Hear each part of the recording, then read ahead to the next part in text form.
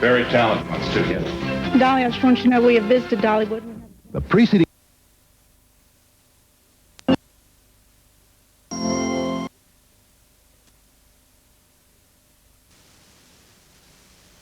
Gay men who compete in beauty pageants. Why do they do it? Find out. Also, we'll take you shopping for a multi-million-dollar cottage in Avalon right after this break. The week before she returns to her home in Arizona. So best wishes, Pearlie, from all of us here at AM Philadelphia. We hope you're watching. Now, today we're going to take you down the shore for our Sure Shot 1990 Part 2. Now, you thought you knew everything there was to know about the Delaware Valley's favorite summer spot, right? Well, have you discovered that Wildwood has become very European in recent years? You mean our Wildwood, the sandbox of South Philly, the summer nightlife of the Northeast? Yep, from Memorial Day to Labor Day, we discovered it's practically the United Nations. Billy and Greg have been lifeguards before, at home in Ireland. Now they're watching the water for Wildwood City. Leslie Smart is Scottish. Here in Wildwood, she's escorting toddlers on and off of rides, but if she'd stayed home, she'd probably be working in an office. I like it. It's nice better. Going to work in an office for the rest of your life. Benoit is from France. Carrie is Norwegian. There are still a lot of American kids working at the Jersey Shore, but not enough to meet the demand. And sometimes the ones that do apply for jobs don't meet the needs of demanding employers with a short season to turn a profit. A lot of the kids that come down here either don't like to do restaurant work because it's too hard. A lot of them are just brain dead. That's Spicoli character on Fast Times at Ridgemont High. You get a day or a week or two, and then they're gone. They're MTV generation. I don't know. I communicate with maybe 40 universities, colleges in the Delaware Valley. The response is practically zero. I guess just the shrinking population as far as that age group. There are a lot of theories about why it is, but the bottom line is there are not the American kids to do these jobs today. So that's why they're hiring foreign kids, and not only hiring them, but actively recruiting them from overseas. Wildwood has got a pretty good name for taking on Irish. You know, they work hard right enough, but, you know, it's easy enough to get work here. Are you trying to earn money to take home, or is it just enough to live and enjoy your summer? To get hopefully to tour whenever we're finished. You know, maybe go to California, Philadelphia somewhere. If it pays for that and the flight over, then, you know, we've come out all right from it. Right, and ring the bell?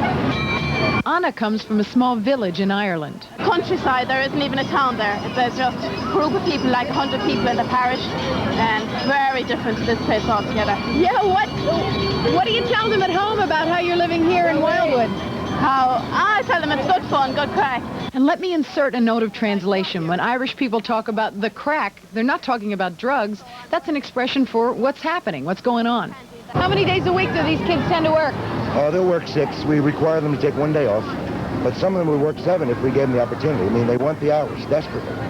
So a day at the beach is a luxury, unless you're like Billy and Greg, who found jobs there. In that quintessential all-American summer job, the lifeguard. Billy, what are you telling them at home? It's hot, and the water's hot, you know, and... Is that good? Mm-hmm. Oh, it is good. I enjoy it. It's a change. At home, when we're lifeguarding, it's all cold water. It is cold, and it gets warm maybe the end of August, and that's it for about a week.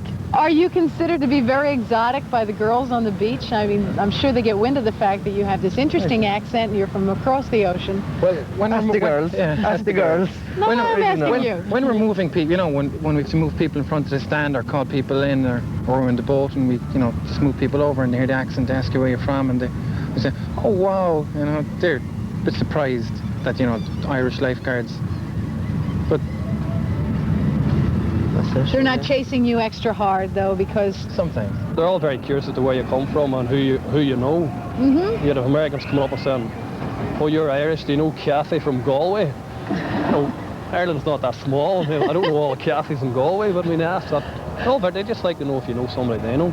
Ed here is in his 2nd year on the Wildwood Beach Patrol. He's considered a real character by his stand partners, but he told me he usually socializes only with other Irish nationals who have come for the seasonal work. There's Catholic and Protestant people come out here from Ireland, and they never mention religion. Right enough, as soon as they get home again, they pair off into their sides. But out here, it just doesn't mean a thing. By the way, when Ed goes home, it's back to Derry, the heart of the Troubles in Northern Ireland. Wildwood may have a warm climate that the Irish students love, but it's not the heat of civil war, which waits for many of them after Labor Day. Are you having any fun? Yeah, sure I am. I wouldn't be here otherwise. It's not the money? Well, I mean, it helps. But I spend as much as I get, socialising afterwards, you know. No, I'm having fun. I wouldn't have come back for a second year, and I'm hopefully back for more. You know, Ed told me that one of the reasons he prefers to socialize with other Irish people is he doesn't have to repeat himself 10 times to make himself understood. Tomorrow, why French is the #1 language and bikinis the #1 uniform, and not just on women but on men too, of certain beaches in the heart of Wildwood.